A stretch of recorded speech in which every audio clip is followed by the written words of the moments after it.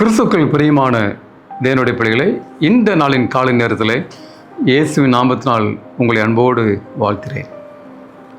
தேவனுடைய சமாதானம் இந்த நாளிலே உங்களோடும் உங்கள் குடும்பத்தோடு கூட இருப்பதாக. இன்றைய ஜீவ வார்த்தையாக 101வது சங்கீதம் வசனம் 5 வாசிக்கிறேன், நன்றாய் கவனிங்கள். பிறனை ரகசியமாய் அவதூறு பண்ணுகிறவனை சங்கரிப்பேன், மேட்டிமை கண்ணனையும் பெருநெஞ்சும் உள்ளவனையும் பொறுக்க மாட்டேன். எனக்கு அன்பான தேவனுடைய பிள்ளைகளே, ஒரு அருமையான ஜீவ வார்த்தையை வாசிக்க கேட்டோம். தாவீதின் வாழ்க்கையில் நாம் கற்றுக்கொள்ள வேண்டிய ஒரு பாடம். பிறனை ரகசியமாய் அவதூறு செய்கிறவனை சங்கரிப்பேன்.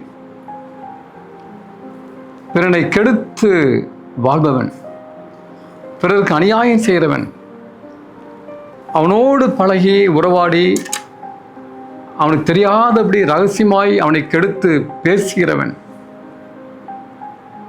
அவனை விரோதிக்கிறவன், நன்றாய் பழகி இனிமையாய் பேசி அவனுக்கு அவதூறு செய்கிறவனை நான் சங்கரிப்பேன் என்று சொல்லியிருந்தார் பிரியமானவர்களே. கிறிஸ்தவ வாழ்க்கையில் இது மோசமான குணம். கூட இருந்து குழி தோண்டுது என்று சொல்வார்கள். எவ்வளோ பேருடைய வாழ்க்கையை பார்க்கிறோம் பிரியமானவர்களே. இது கிறிஸ்தவ பண்பு கிடையாது. இப்படிப்பட்டவனை சங்கரிப்பேன் என்று தாவீது சொல்கிறார் பிரியமானவர்களே. ஆண்டு பிரியமல்லாத ஒரு வாழ்க்கை.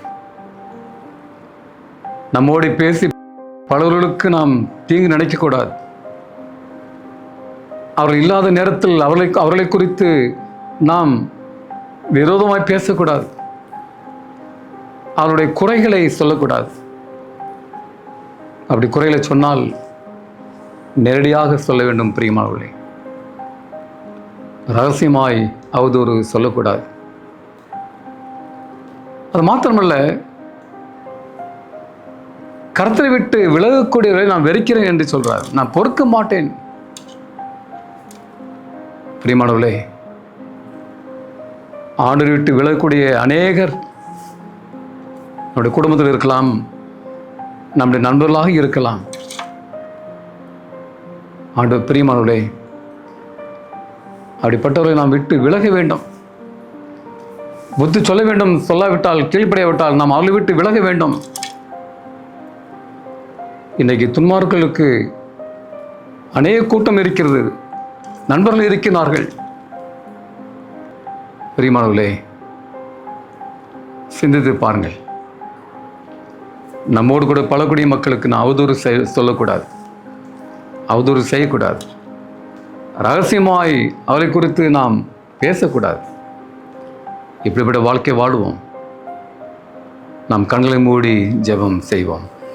எங்களை அதிகமாய் நேசிக்கிற அன்பின் ஆண்டவரே, இந்த நல்ல வேலைக்காக சோதரம் அப்பா. இந்த செய்தியை கேட்ட நம்முடைய பிள்ளைகளை ஆஸ்வதிங்க.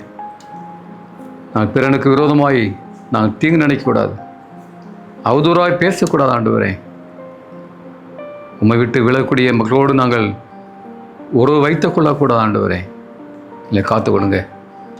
உங்களுடைய பிள்ளைகளின் நாளே பாதுகாத்து கொடுங்க, வழிநடத்துங்க. தேவைகள் பாரங்கள் சந்திங்க. இயேசு நாமத்தினால் வேண்டிக் கொள்கிறோம் பரலோகத்தின் பரம தந்தையே. ஆமீன், ஆமீன். கர்த்தருடைய ஆசீர்வாதம் உங்களோடு கூட இருப்பதாக. ஆமீன்.